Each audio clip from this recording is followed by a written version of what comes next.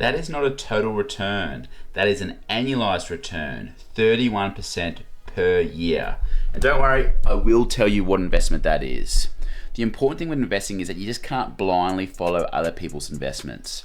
A good investment is buying a good company at the right price. If you buy a good company that's too expensive, that limits the amount of growth, that limits the amount of profit you can have in that company. And I made this investment based on two things. The first, I took advantage of a real horrible opportunity in COVID, and I'll talk to you about that. And the second is, I bought the company by following the advice of the person that was in that company, and we'll talk about that as well. COVID was a really horrible time with everyone getting sick, all the lockdowns and restrictions, people having to wear masks, and even people fighting over toilet paper. Yes, that really happened in Australia. But one really important thing that also happened during COVID was that the stock market decreased by 50%. Now, if you're a short-term investor with the short-term focus, you would have to navigate that difficult trading environment. But for me, I'm a long-term investor. Any drop in the market represents opportunity for me. So I went on the hunt for a bargain. Then enter the Oracle of Omaha, Warren Buffett.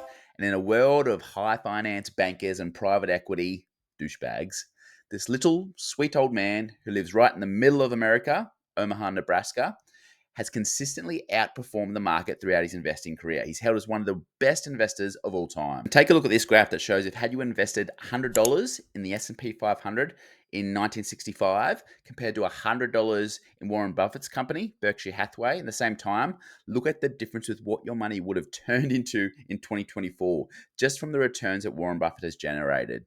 This second graph also shows each time he beat the market, much stronger in his earlier years, where he consistently outperformed the S&P 500.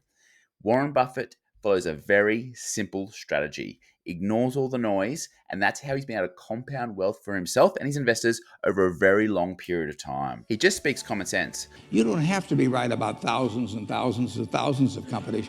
You only have to be right about a company. In investing, there's no called strikes.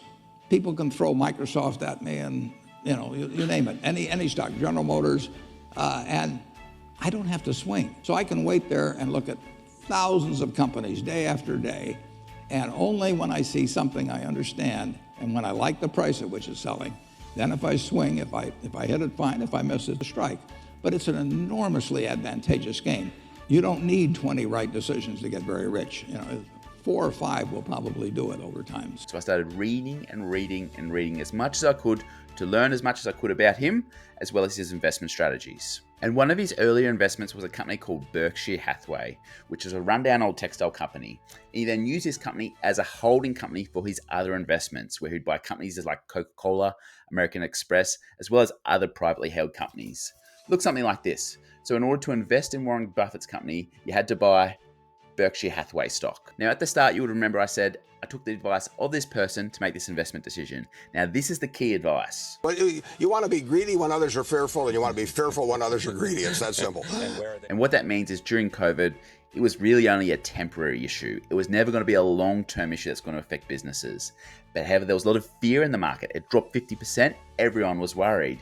So in those sort of scenarios, Warren Buffett says that is the time as an investor to be greedy. That is the time to really load up your investments when the share market has bottomed out and you can buy good companies at a low price. Now, Warren Buffett typically invests in listed companies.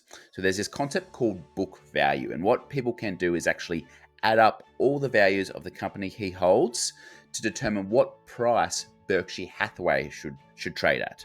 So if you added up all the price of the companies that he holds, the company that Berkshire Hathaway should be a little bit more, because the idea is that at the helm, he makes that whole conglomerate much more valuable. Berkshire Hathaway generally trades at a higher price than the sum of its parts, or higher than the book value of their investments. Now, this is the really crazy thing. During COVID, Berkshire Hathaway was trading at the sum of its parts, or it was trading at book value. Now, what that means is if you had bought Berkshire Hathaway, you're effectively buying the companies it had invested in, Coca-Cola, American Express, those sort of companies, which were trading at the same price as which you could have bought them on the stock market at the time. You could have bought all those companies and get Warren Buffett for free. So for me, Warren Buffett, the best investor of all time, got his poster up on my wall. The idea that I could get Warren Buffett's mind for free, I thought that was a good investment. I really couldn't believe my luck. One of the best investors ever, who says that you should buy stocks when they're cheap, you should take advantage of these opportunities. His company was trading at the cheapest it's possibly ever traded at. Could not believe my luck. And to use his advice, I was greedy at that time and bought as much of his stock as I could afford. So to sum up, I took advantage of an opportunity in COVID where the stock market had decreased rapidly to make the investment. And it just so happens I took the advice of the man Warren Buffett to invest in his company because his company was particularly trading at a low price during that opportunity. And those are two things that you really need to consider when making investments. Do not follow the crowd. Do the research and follow your gut. If you made it this far in the video, comment below and let me know what your best investment is and why. I'd really love to hear from you. And remember, I'm not a licensed financial advisor. This video is for entertainment and education purposes only. You can't blindly follow other people's investments. A good investment is the right company at the right price. So make sure you do your own research and make sure you make your own decisions. If you enjoyed the video, please hit the like button. It helps push my video out to other viewers. And if you like finance content, head over to my YouTube channel. I've got a whole host of other videos. Now, sadly, at the age of 94, this will be Warren Buffett's last year at Berkshire Hathaway. He's going to retire at the end of the year. So I'm going to finish out this video as a bit of a tribute to Warren Buffett, including some of his best advice and best comments over the years. Take care. Anytime stocks go down, as far as I'm concerned, I like it because I'm a net buyer of stocks. I've been buying stocks ever since I was 11 years old. So when stocks go down, it's good news. In fact, I've told students if when they got out of school, they got a punch card with 20 punches on it, and that's all the investment decisions they got to make in their entire life, they would get very rich because they would think very hard about each one. So the best investment by far is anything that develops yourself. And it's not taxed, so that's what I would do. Taught by Ben Graham to buy things on a quantitative basis. Look around for things that are cheap. They made a big impression on me, so I went around looking for what I call used cigar butts of stocks. The cigar butt approach to buying stocks is that you walk down the street and you're looking around for cigar butts and you find this, on the street, this terrible looking, soggy, ugly looking cigar, one puff left in it. But you pick it up and you get your one puff. It's disgusting, you throw it away, but it's free.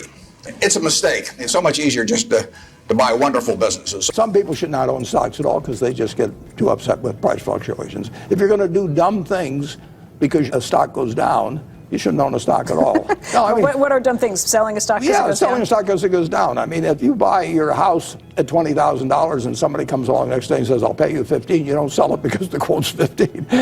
You look at the house or whatever it may be. Warren, how would you define true success? Well, I've said many times that if you get to be 65 or 70 and later, and the people that you want to have love you actually do love you, you're a success. I've never seen anybody that reaches that age. I mean, I'm not talking about somebody that's in extreme poverty or pain or something, but I've never seen anybody that, if they have a lot of people that love them, that is other than happy.